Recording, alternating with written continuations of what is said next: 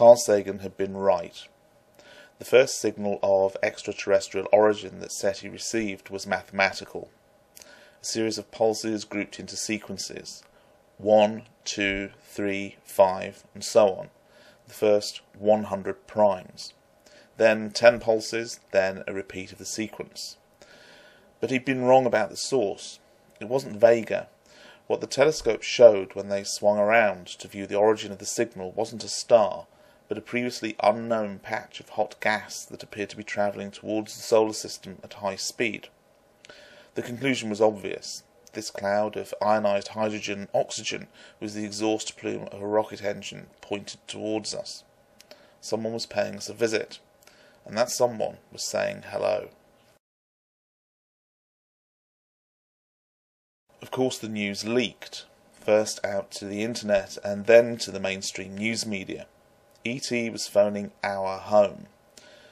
Religious and political leaders appealed for calm, but contrary to their expectations, there was no rioting, no mass panic. Instead, a sense of joy and elation gripped the world, joy in the knowledge that we are not alone, and an excited anticipation in speculating about this incredible visit. Who are they? What do they look like? What stories do they have to tell? What can they teach us? The wheels of politics ground away in secret, and the US decided independently to respond. The US sent the sequence of the next 100 primes and a count of 10. And 4 days later, the signal changed.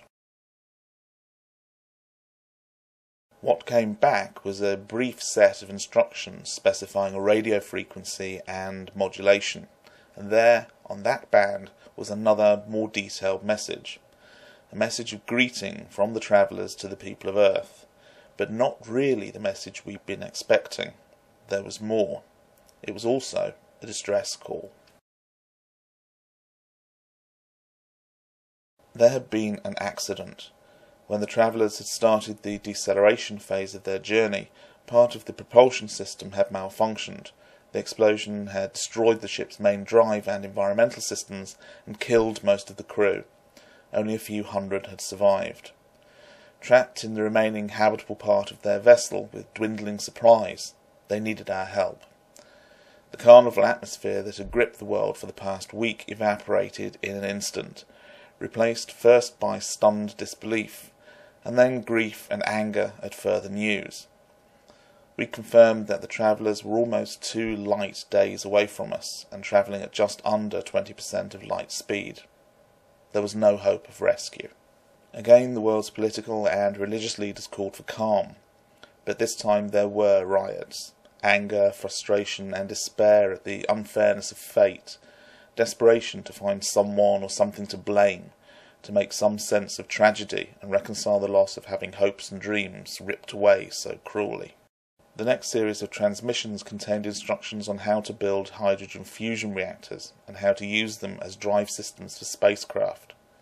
One of the traveller technicians had added a humorous note to the end, suggesting that we should keep a careful watch on the engines, as it seemed they can be a little temperamental. Humanity responded with a message of regret and despair. The technology we had available to us meant that we were unable to help. Even with the instructions we'd received, we wouldn't be able to construct a rescue ship in time. All we could do was watch helplessly as they died. The response from the travellers to this message was also not at all what humanity had been expecting. It read simply, "We know. Don't worry." The 4-day time lag meant that only one more transmission was received before the ship fell silent. This message contained a detailed description of the traveller's ship, how to enter it, how to use the libraries and other technology, and its flight path through the solar system and beyond. Within 20 or 30 years it should be possible for humanity to construct a craft that could reach the traveller's vessel and then make preparation to bring it back to Earth.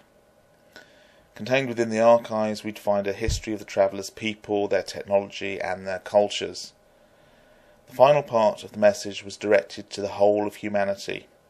It was written in English and read as follows. Time is short for us. Do not regret our deaths by blaming yourselves for being unable to save us. Accept that some things are beyond your control. Remember us with love. Remember that we are thankful to have known you and your kindness, compassion and empathy. We thank you for being part of our lives. If there is regret, it is ours for not having made ourselves known to you sooner. When we asked for your help, you provided it. You did all that you could possibly do under the circumstances. You offered your kinship. You let us know that we do not die alone. You let us know we will not be forgotten. You let us know that you will miss us and grieve for us, and that our being here meant something to you. And for that gift, we thank you.